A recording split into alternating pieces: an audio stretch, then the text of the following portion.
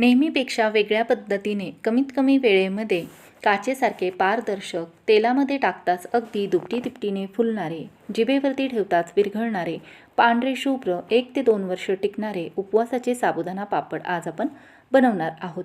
Recipe तुमच्याबरोबर नेहमीप्रमाणेच भरपूर टिप्ससहित शेअर केलेली आहे। त्यासाठी ही रेसिपी शेवटपर्यंत जरूर पहा। रेसिपी आवडल्यास चॅनेलला लाईक, शेअर, सबस्क्राईब, कमेंट करा। तसेच ही रेसिपी जास्तीत जास्त तुमच्या मित्रमैत्रिणींमध्ये, नातेवाईकांमध्ये शेअर करा। अधिक वेळ न घालवता रेसिपीला सुरुवात करूयात। नमस्कार, मी संध्याच रेसिपीमध्ये आपल्या सर्वांचं खूप खूप मनापासून स्वागत करते। सर्वात प्रथम उपवासाची साबुदाणा पापड बनवण्यासाठी इथे मी 1 वाटी साबुदाणा घेतला आहे। हा सर्व साबुदाणा मी निवडून तसेच चाळून घेतलेला आहे। याचे वजनी प्रमाण म्हणाल तर 100 ग्रॅम इतके आहे। आज आपण फक्त 1 वाटी साबुदाणा वापरून उपवासाचे 80 साबुदाण्याचे पापड तयार करणार आहोत।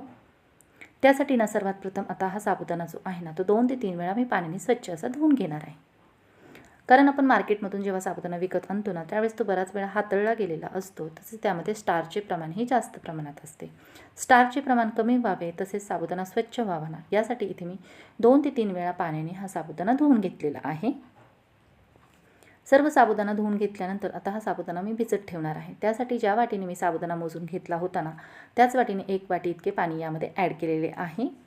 तर हा साबुदाणा मी रात्रभर भिजत ठेवणार आहे। तुमच्याकडे जर कमी वेळ असेल तर तुम्ही 3 ते 4 तास हा साबुदाणा भिजवून घेऊ शकता।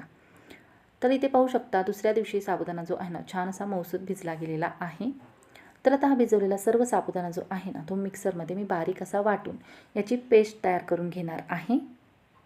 त्यासाठी एका मिक्सरच्या पॉटमध्ये इथे मी भिजवलेला थोडासा साबुदाणा ॲड केला आहे। त्यामध्येच ॲड करत आहे 4 ते 5 चमचे पाणी ॲड करून ते मिक्सरमध्ये मी अशा प्रकारे भिजवलेल्या साबुदाण्याची पेस्ट तयार करून घेतलेली आहे। तर आज आपण वेगळ्या पद्धतीने पापड बनवत आहोत त्यासाठी इथे मी ही पद्धत वापरलेली आहे। ही पद्धत वापरल्यामुळे फार कमीत कमी वेळेमध्ये आपले पापड तयार होतात। तर अशा प्रकारे थोडा थोडा करत सर्व भिजवलेला साबुदाणा जो आहे तो मी इथे मिक्सरमध्ये वाटून घेतला आहे। ज्या भांड्यामध्ये तुम्हाला मिश्रण शिजवायचे आहे तेच भांडे इथे वापरायचे। वाटून घेतलेली साबुदाण्याची पेस्ट आता इथे व्यवस्थित अशी मिक्स करून घेत आहे। तर ही पेस्ट वाटताना एक गोष्ट लक्षात ठेवायची, एकदम फाईन बारीक अशी पेस्ट वाटून घ्यायची। यामध्ये जराही साबुदाणा शिल्लक ठेवायचा नाही, नाहीतर आपले पापड व्यवस्थित असे आपल्याला पेपरवरती पसरता येत नाहीत। तसंच एकदम छान असे काचेसारखे पारदर्शकही बनले जात नाही। पेस्ट छान अशी बारीक वाटून घेतलेली आहे। आता यामध्ये ॲड करत आहे सुरुवातीला 4 वाट्यांनी इतके पाणी। तर ज्या वाटीने साबुदाणा मोजून घेतला होता त्याच वाटीने इथे मी पाणी मोजून घेतले आहे। तर हे पाणी जे आहे ते थंड म्हणजे आपले नॉर्मल पाणी इथे वापरले आहे। गरम पाणी इथे वापरायचे नाही, त्याच्या गुठळ्या बनल्या जातात। तर ही कृती जी आहे सर्व साहित्य मिक्स करण्याची तसेच पाणी मिक्स करण्याची ही खालीच करायची, गॅसवरती ठेवल्यानंतर करायची नाही।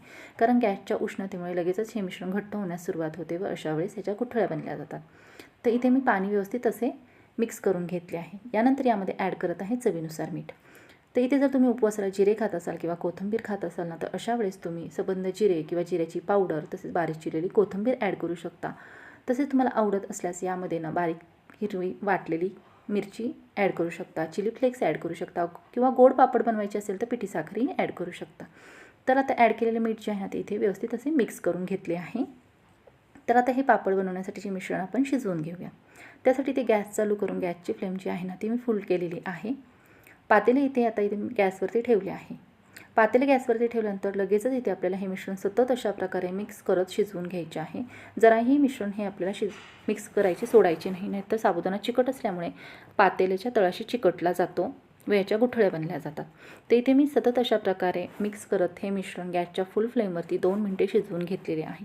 तर पाहू शकता मिश्रण घट्ट बनण्यास सुरुवात झालेली आहे। तर छान असे आपले मिश्रण जे आहे शिजले जात आहे। तर फ्रेंड्स, आज आपण अगदी वेगळी पद्धत वापरून हे पापड बनवणार आहोत। तर पाहू शकता अगदी 2 ते 3 मिनिटांमध्ये छान मिश्रण घट्ट असे झालेले आहे, एकदम काचेसारखे दिसत आहे।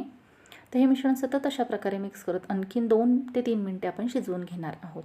तिथे पाहू शकता मिश्रणाला एकदम छान अशी उकळी आलेली आहे। एकदम खळखळ उकळत हे मिश्रण जे आहे ते मी इथे गॅसच्या फ्लेमवरती 2 मिनिटे शिजवून घेतलेले आहे।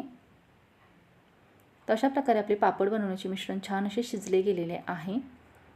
तर पाहू शकता याची कन्सिस्टन्सी अशी मध्यम दाटसर ठेवलेली आहे, एकदम ही पातळ ठेवायची नाही आहे याची आपल्याला कन्सिस्टन्सी। तर हे मिश्रण शिजले आहे की नाही कसे ओळखायचे, ते मिश्रण असे चिकट किंवा याची अशी सबंध धार पडली गेली न तुटता की समजायचे मिश्रण शिजले गेले आहे। तर मिश्रण शिजले गेले आहे। गॅसची फ्लेम आता इथे मी बंद केली आहे। तर आता हे मिश्रण मी थंड होऊन देणार आहे, कारण की प्लास्टिक पेपरवरती मी पापड बनवणार आहे. कापडावरती साबुदाण्याचे पापड बनवायचे नाहीत, ते कापडाला तसेच चिकटून राहतात, ते अजिबात उलटले जात नाहीत. तर आता इथे मिश्रण जे आहे ना ते मी थंड होण्यासाठी बाजूला ठेवून दिलेले आहे.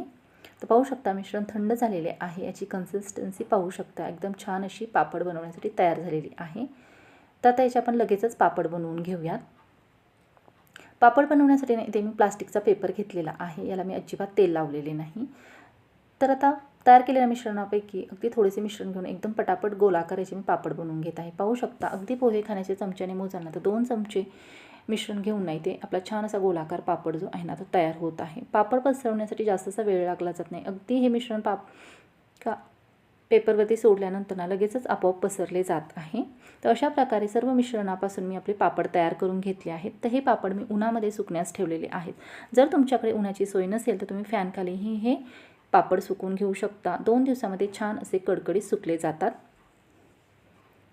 तर इथे पाहू शकता आपले पापड जे आहेत ना ते अगदी एका दिवसामध्ये छान असे कडकडीत उन्हामध्ये मी सुकवून घेतलेले आहेत.